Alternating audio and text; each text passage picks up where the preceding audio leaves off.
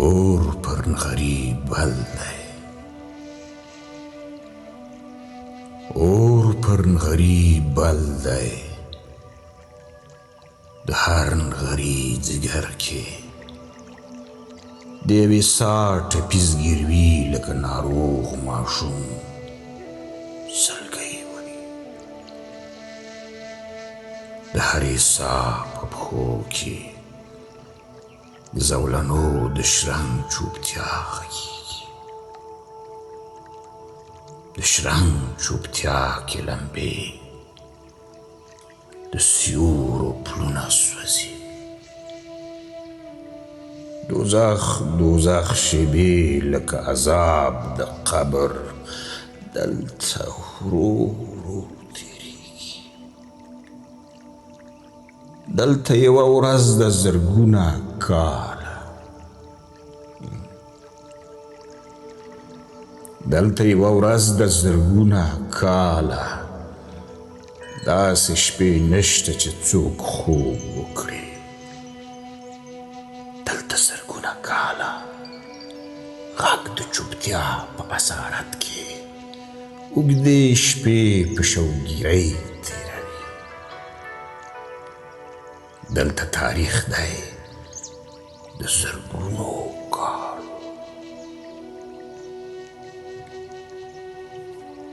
دلته تاریخ دی د زرګونو کالو، پر ډبرینو لوړو لوړو دیوالونو حق چوپتیا زرګونه کاله د غږ ماتم نیولی.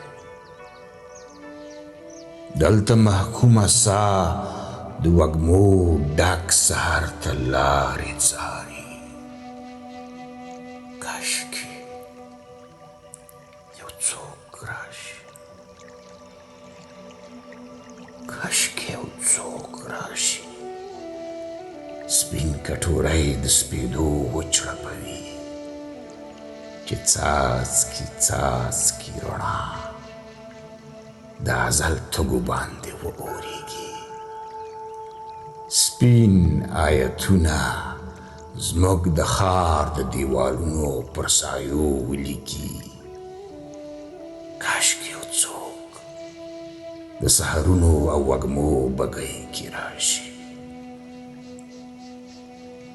زموږ تیارې وریږي، زموږ د بدمرغو شیبو بدمرغ تقدیر بدل کړي. د چایو نیمه پیاله، د تنور سوې ډوډۍ، نیمګړې مینه زموږ خوب د تکمیل وویني. کاشکې یو څوک راشي، سپین کټوری د ستورو وچړپوي، زموږ د بدمرغه شیبو بدمرغ تقدیر بدل کړي. کاشکې یو څوک راشي، کاشکې یو څوک راشي، زموږ وهیلو ته کالي وسکړي. د سپین حریر او د سهار د څاڅکو پر مړوندونو مو خوږ خوب ولیکي. چې د خیالو شهزاده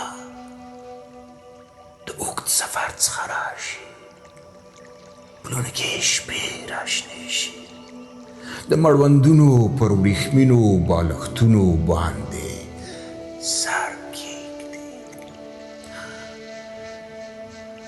کاشکې یو څوک راشي، د دروازو زنځیرونو ته د شرنګ کیسې ولیکي.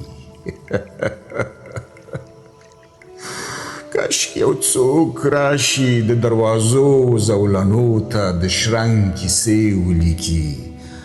اسمان ته نوې جامې ورکړي، د سپېدو سره نکاح وتړي. د سپېدو سره نکاح وتړي. سپېدې زامن د طلایي لمرونو سپوږمۍ سپوږمۍ د نجونو لښکرونه راوړي. کاشکې یو څوک راشي